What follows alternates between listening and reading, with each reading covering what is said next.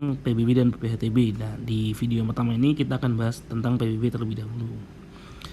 Nah, dasar pengenaan pajak terkait dengan PBB dan PPHTB itu adalah di pasal 33 ayat 3 Undang-Undang Dasar 45, guys. Bahwa bumi dan air dan kekayaan alam yang terkandung di dalamnya dikuasai oleh negara dan dipergunakan untuk sebesar-besarnya kemakmuran rakyat. Nah, warga negara, meskipun begitu ya, warga negara itu tetap memperoleh hak untuk memiliki, menguasai dan memanfaatkan bumi, ya. Namun perolehan hak tersebut harus membawa manfaat. Maka negara berhak untuk memperoleh pendapatan dalam bentuk pajak. Nah, pajaknya ini PBB dan ada BPHTB, ya. Nah, sekarang kita masuk dulu tentang PBB. Jadi ini sejarah dulu ya. Sejarah PBB itu dulu sejak ada sejak zaman kerajaan. Dulu yang ada yang namanya pajak bumi.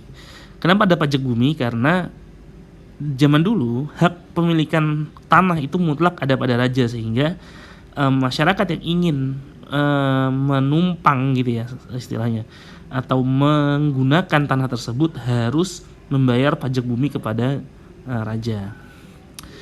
Nah, kemudian di zaman penjajahan masuk ke zaman kemerdekaan. Nah, sekarang kita mulai dari tahun 1658 sampai 1685 sampai 1811. Itu ada pajak tanah di Jakarta. Kemudian di 1811 sampai 1816 Stanford menetapkan tarif pajak berdasarkan hasil produksi pertanian. Kemudian 1872 sampai 1923 ada land rent dengan kultur stelsel. 1923-1942 ada land rent diterapkan untuk seluruh orang Indonesia yang memiliki tanah. Kemudian di 42 sampai 45 land rent diganti dengan land tax, ya. Administrasi pajak dilakukan oleh Zaimu Suzeika ini waktu zaman penjajahan Jepang dan bertugas melalui survei dan pemetaan di Pulau Jawa dan Madura. Nah, kemudian zaman kemerdekaan, ya, 45 sampai 49 itu ada pajak bumi. 49 sampai 59 ada pajak pendapatan tanah. Kemudian 59 sampai 85 itu pajak hasil bumi dan iuran pembangunan daerah atau IPEDA. Kemudian ada 1985 sampai 2010. Nah, ini ada berlaku Undang-Undang Nomor 12 Tahun 85 tentang pajak bumi dan bangunan. Dan kemudian di 2009 itu muncullah di sini ada Undang-Undang Nomor 28 Tahun 2009 tentang pajak daerah dan retribusi daerah yang menggeser yang tadinya PBB itu, ya, dikelola oleh pemerintah pusat seluruhnya, gitu ya, menjadi dibagi. Untuk PBB P2 itu dikelola oleh pemerintah kota atau kabupaten, sedangkan PBB P3 itu dikelola oleh pemerintah pusat. PBB P3L, ya. P3L-nya apa lainnya, gitu. Nah, sehingga sekarang ada dua peraturan yang mengatur tentang PBB. Jadi ada Undang-Undang PBB ini mengatur P3, ya, dan ada Undang-Undang PDRD. Nah, objeknya apa kalau P3 itu? P3 itu berarti perkebunan, perhutanan, pertambangan, dan lainnya. Nah, misalnya ada PBB atas perikanan, ya, atas kegiatan usaha perikanan. Kemudian PBB atas jalan tol. Nah, itu masuk PBB lainnya, guys. Dan itu dikelola oleh pemerintah pusat, ya. Nah, peraturannya masih Undang-Undang PBB nomor 12 tahun 85. Nah, kemudian ada Undang-Undang PDRD. Nah, Undang-Undang PDRD ini adalah pedesaan dan perkotaan, ya. Gitu. Nah, tarifnya perbedaannya adalah Undang-Undang PBB itu tarifnya adalah fix 0,5%.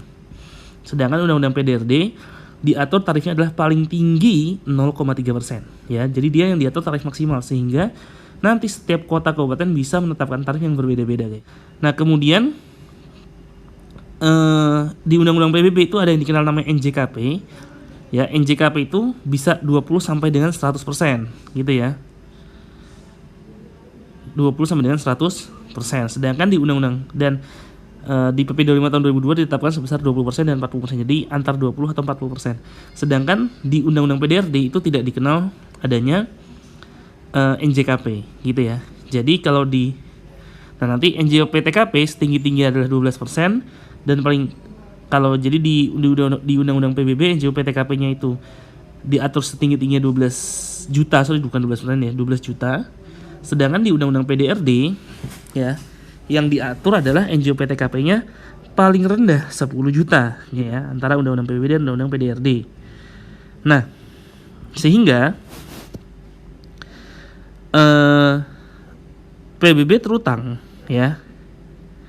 PBB terutang. Cara perhitungan PBB terutang untuk PBB P3 ini berarti PBB P3L ya.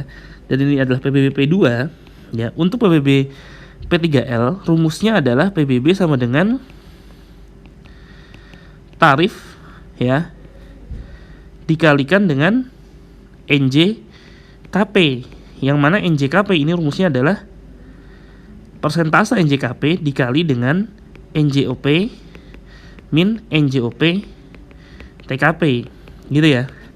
Jadi untuk PBB 3 P3L ya, rumusnya adalah tarif dikalikan dengan NJKP. Yang mana NJKP cara hitungannya adalah persentase NJKP 20 atau 40% dikalikan dengan NJOP ya, dikurangi dengan NJOP TKP yang maksimal 12 juta guys.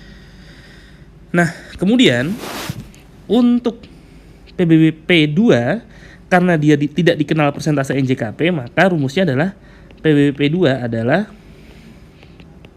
tarif dikali dengan langsung NJOP min NJOP TKP gitu ya. Tarifnya ini maksimal 0,3% gitu ya. NJOP TKP-nya adalah minimal 10 juta tergantung daerahnya guys. Nah,